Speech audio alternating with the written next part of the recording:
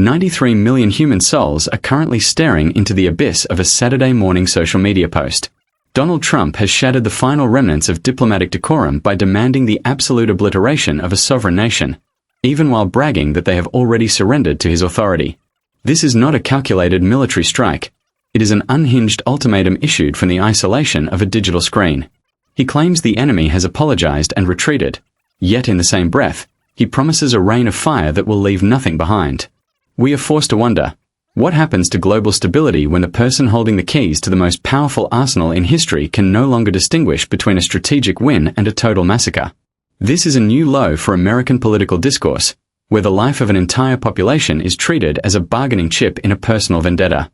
The contradiction is staggering. If the war is won, why are we still counting down to a Saturday morning execution?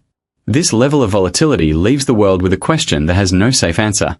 Is this a brilliant ruse to keep enemies off balance, or are we watching a leader completely lose his grip on the weight of human existence? One thing is certain, the line in the sand has been replaced by a circle of fire. The cost of this unpredictability is already being measured in blood. With 6 American service members dead and over 1,300 others killed in the crossfire, the casual dismissal of human life is becoming the new standard of leadership. When asked about the potential for domestic tragedy, the response was a chilling admission that some people simply have to die. This is the reality of a commander-in-chief who views the world not through the lens of intelligence briefings or historical precedent, but through the fleeting impulses of an early morning rant. We are navigating uncharted waters where the captain seems more interested in the size of the storm than the safety of the crew. It is a moment that demands we ask ourselves if we are witnessing the final days of rational foreign policy. Welcome to United States News Daily, your primary source for the raw truth behind the headlines. If you find this analysis vital to your understanding of the current landscape, please consider subscribing to our channel and turning on all notifications so you never miss a breaking update in these uncertain times. The concept of a total victory traditionally implies that the defeated party accepts terms and the violence ceases. However, the current narrative coming from the highest office in the United States has introduced a paradox that defies every rule of engagement ever written. The claim that the leadership in Tehran has surrendered and offered an apology should, by any rational standard of foreign policy, lead to a cooling of hostilities. Instead, it has served as a catalyst for a more violent promise. This rhetoric suggests that an apology is not a resolution but a confirmation of weakness that justifies total annihilation. Such a shift in logic transforms a potential peace agreement into a death warrant for a population of 93 million people. The world observes as the president of Iran, Masoud Pezeshkian, went on state television to apologize to neighboring countries for previous retaliatory strikes. He was attempting to salvage what remained of regional stability. He explicitly stated that his nation would no longer engage in hostilities provided that they were not attacked from those specific territories. In the theater of global politics, this is a clear signal of a desire to step back from the edge of a full-scale war. Yet, the response from the digital pulpit of Donald Trump was not one of diplomatic triumph. It was a declaration that despite the apparent surrender, the country would be hit harder than ever before. The specific mention of targeting areas and groups of people that were never considered for strikes until this moment points toward a dark expansion of the conflict. It suggests that the boundaries of traditional warfare, which usually exclude certain civilian or cultural sectors, are being erased in favor of a campaign of certain death. This absurdity creates a strategic nightmare for everyone involved. Whenever a nation is told that even their surrender will result in their complete destruction, they are left with no choice but to fight until the very end. This removes the primary tool of diplomacy, which is the ability to offer an exit ramp for an adversary. By closing that door, the rhetoric ensures that the coming Saturday is not just another day on the calendar, but a deadline for a tragedy that could have been avoided. The international community is watching a sequence of events where the victor refuses to accept the win unless it is accompanied by the total erasure of the loser. This is not the behavior of a negotiator looking for a better deal. It is the behavior of someone who views human lives as disposable metrics in a game of ultimate dominance. The focus on Saturday as a day of reckoning adds a layer of premeditated cruelty to the situation. Military operations of this magnitude usually require careful coordination with allies and a clear strategic objective. Here, the objective seems to be nothing more than the fulfillment of a threat made in a moment of extreme anger. The military commanders are placed in an impossible situation where they must reconcile the fact that the enemy has essentially laid down their arms with an order to bomb them into oblivion. The internal logic of this rant suggests that the goal is no longer to stop the bad behavior of a foreign government, but to witness the complete collapse of a civilization. This level of bloodlust, directed at a country that has supposedly already apologized, signals a profound break from reality. It suggests that the mental state of the person making these decisions is no longer tethered to the consequences of their actions. Furthermore, the claim that regional leaders are offering endless praise for these operations remains entirely unsubstantiated. There is a vast difference between wanting a neighbor to stop being a bully and wanting that neighbor to be wiped off the face of the earth. The fallout from such a massive military strike would not be contained within the borders of one country. It would trigger a refugee crisis, environmental devastation, and economic collapse that would destabilize the entire Middle East for many decades. To claim that other nations are saying thank you for this impending catastrophe is to ignore the basic reality of regional survival. The narrative being built is one where the victor stands alone in a field of ruins, believing they have saved the world while they have actually set it on fire. The danger of this paradox is that it makes the world less safe for everyone, including the citizens of the United States. Whenever the word of the leader of the free world becomes a weapon that strikes even after a surrender, no treaty or agreement holds any value. The international community is left to navigate a landscape where the rules are rewritten every hour based on the ego of one man. The looming threat of a Saturday morning strike serves as a grim reminder that the current path is not toward a more secure future, but toward a catastrophic end that ignores the value of human life and the necessity of rational leadership. The contradiction of demanding an unconditional surrender and then refusing to accept it is the ultimate proof of a mind that has lost its way in the pursuit of vengeance. Should this trajectory continue, the concept of peace will become obsolete, replaced by a permanent state of destruction that no apology can ever stop. The facade of strategic genius often crumbles under the weight of genuine institutional neglect.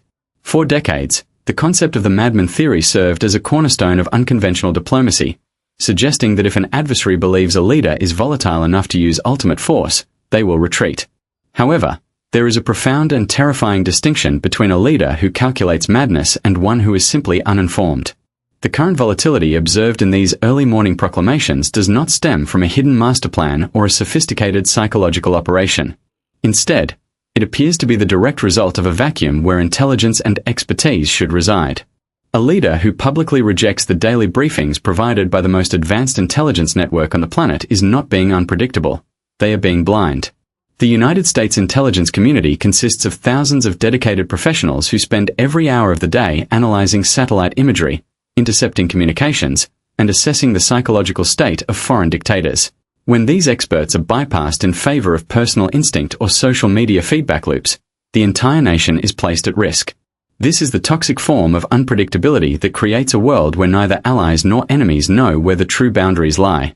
If the Iranian leadership cannot distinguish between a genuine military ultimatum and a temporary emotional outburst, the risk of a catastrophic miscalculation becomes an absolute certainty.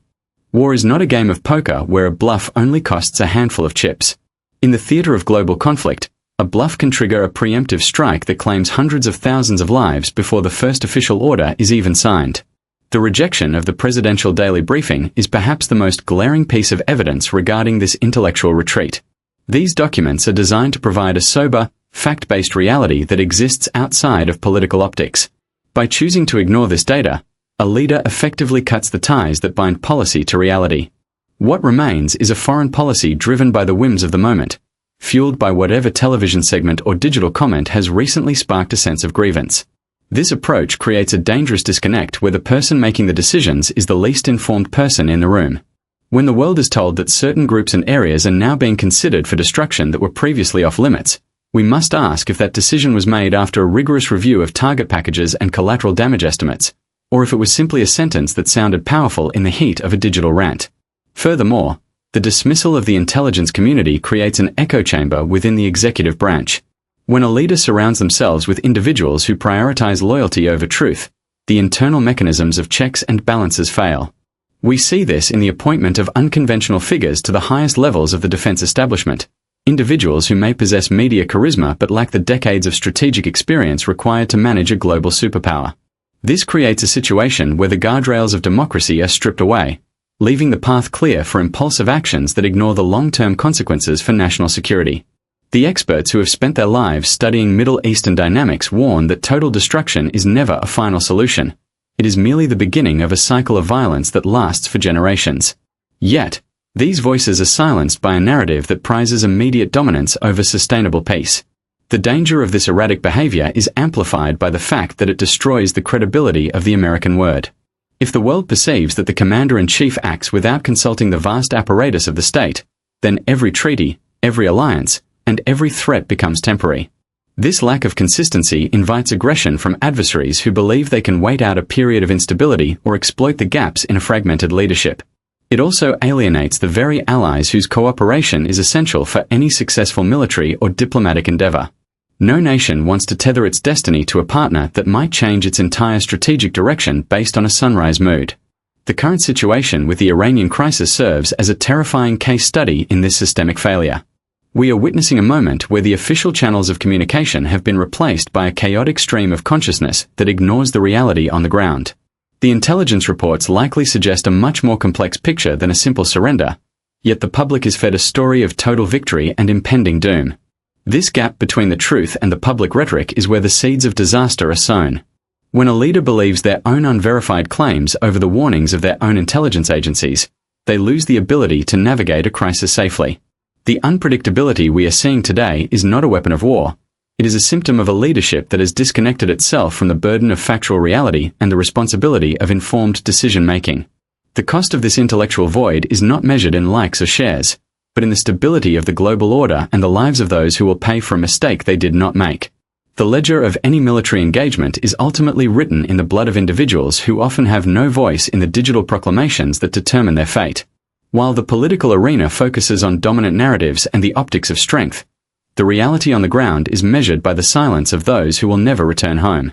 6 members of the United States military have already paid the ultimate price in a conflict that many observers describe as an unauthorized and impulsive escalation. These are not merely statistics on a briefing slide.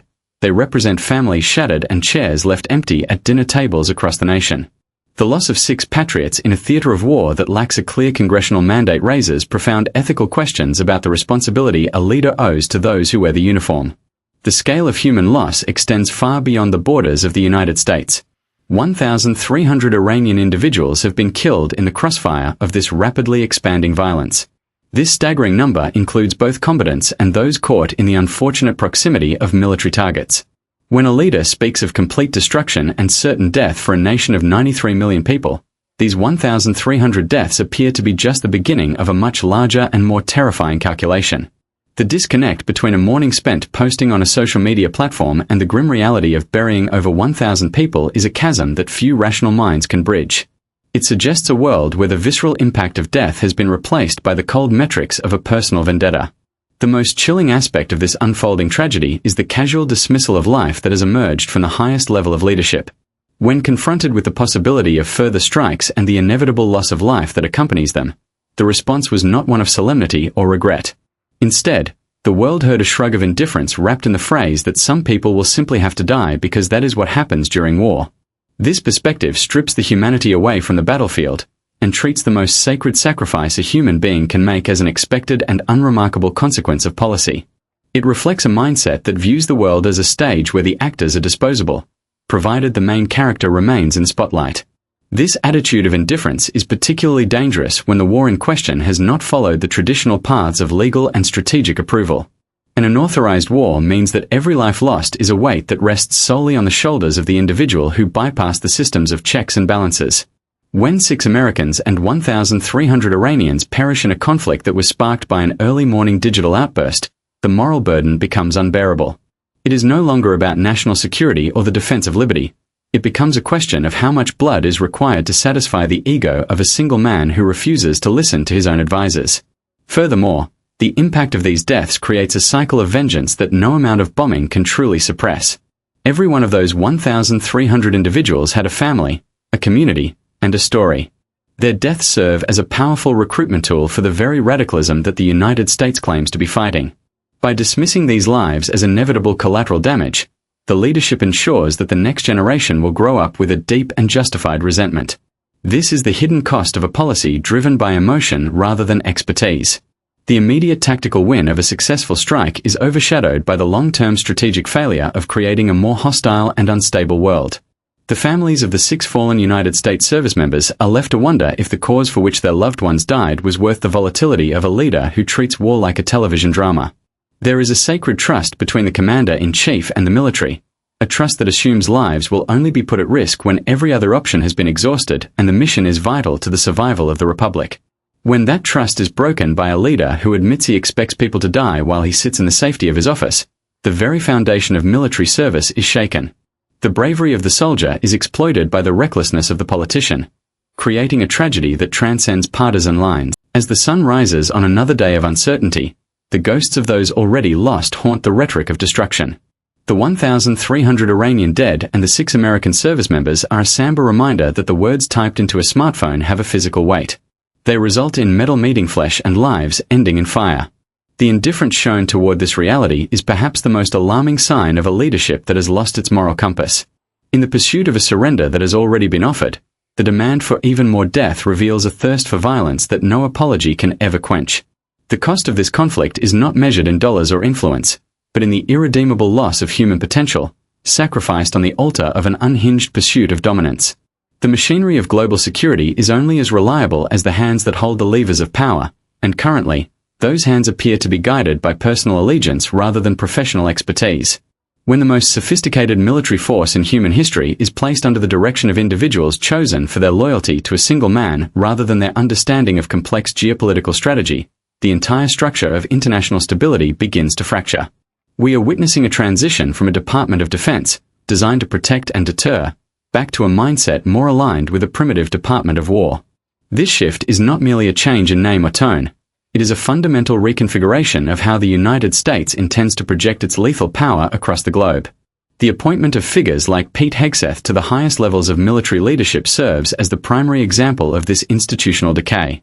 In any other era of American history, the role of overseeing the millions of men and women in uniform would require decades of high-level command experience, a deep understanding of logistics, and an intimate familiarity with the laws of armed conflict.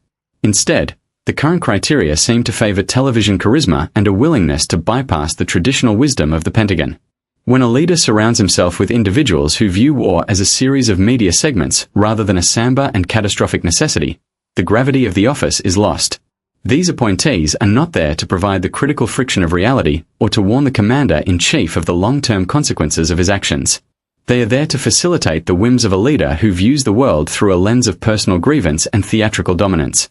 This collection of inexperienced loyalists creates a vacuum where the grown-ups in the room used to stand. In previous administrations, even the most volatile presidents were checked by a cabinet of experts who understood that a single mistake in the Middle East could trigger a decade of chaos. Today, those guardrails have been systematically dismantled. The military establishment is being reshuffled to ensure that the only voices heard are those that echo the early morning rants of the president. This creates a terrifying reality where a command to obliterate a nation of 93 million people is met not with a rigorous legal and ethical review, but with a rush to prove who can be the most obedient. The professional ethics that have long governed the American military are being replaced by a culture of sycophancy that prizes a social media victory over the actual lives of soldiers and civilians.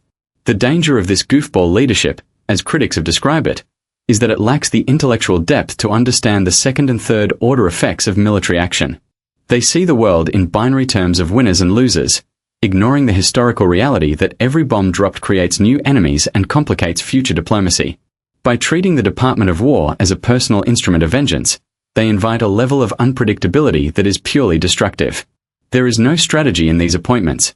There is only the desire to ensure that no one will ever say no to a catastrophic order.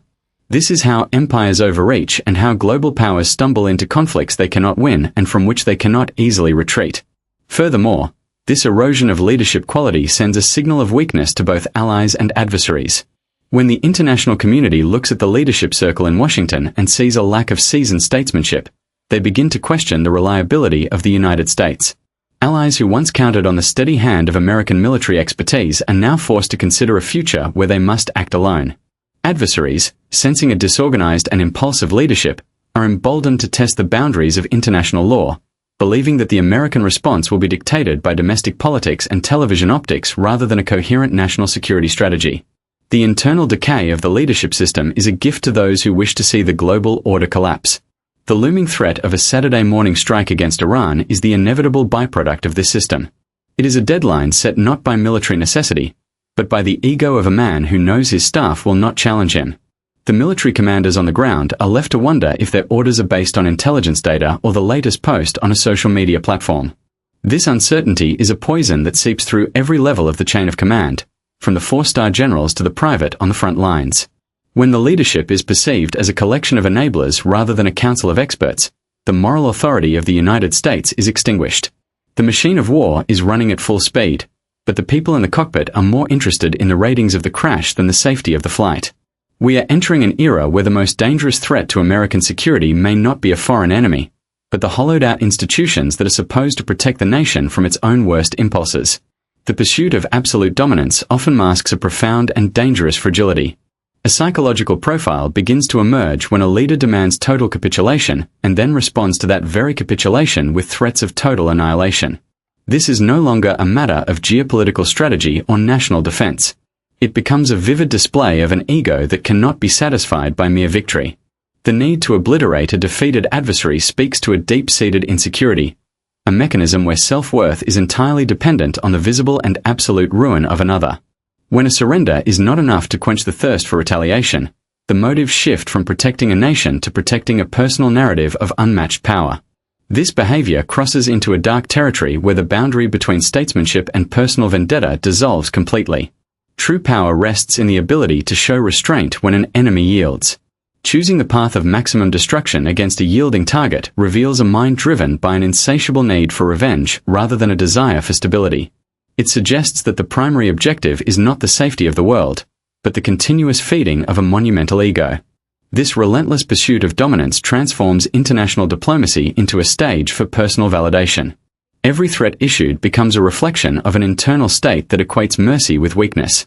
Such a dynamic creates an incredibly volatile environment. The decisions shaping the fate of millions are no longer tethered to objective reality or strategic benefit. They are tethered to the emotional fluctuations of a single individual whose appetite for submission is endless. When the goalposts for peace are constantly moved to ensure the adversary can never truly comply, the process reveals a profound detachment from the consequences of war. The tragedy is that this internal psychological battle is being fought with real weapons and real lives. The world is forced to endure the fallout of a mindset that views human suffering as an acceptable price for personal glorification. The relentless broadcasting of these threats on social media platforms further illuminates this dark psychological landscape. It is an active seeking of immediate applause, a digital feedback loop designed to validate the most extreme and dangerous impulses. The requirement for constant adoration pushes the rhetoric to increasingly violent extremes, as moderate actions do not generate the desired level of attention. This craving for an audience transforms the solemn duty of a public servant into a spectacle of aggression. This represents a profound shift in the nature of leadership, where the emotional instability of the commander becomes the greatest threat to global security. The focus narrows down to the erratic impulses of a mind that finds peace entirely unacceptable. The threshold between peace and a global catastrophe has been reduced to a single social media post sent in the early hours of the morning. We are no longer dealing with traditional diplomacy or calculated military strategy. Instead, the world is held captive by the unfiltered impulses of a leader who views the absolute destruction of a sovereign nation as a casual talking point. When the threat of ending countless lives is broadcast to the public without a second thought, the historical guardrails that have prevented massive global conflicts are effectively gone. The boundary separating a digital rant from a physical launch sequence is fading entirely. This reality demands a heightened level of awareness from every citizen who values global stability over theatrical aggression. The future of international relations is currently hanging by a fragile thread woven from vanity and vengeance. As we navigate these unprecedented and highly volatile waters, staying genuinely informed is the most powerful tool we possess against the chaos of unchecked authority. Your individual perspective on these escalating global events is crucial to the ongoing conversation. Please share your personal thoughts and opinions in the comments section below, as open debate remains the foundation of a vigilant society. If you found this critical analysis insightful, take a moment to share this broadcast with your friends, family members, and across your social media network so others can truly understand the gravity of our current situation. Engaging with this content directly helps bring these vital discussions to the forefront of the public mind. Finally, to ensure you never miss our comprehensive deep dives into the most critical stories shaping our nation and the world,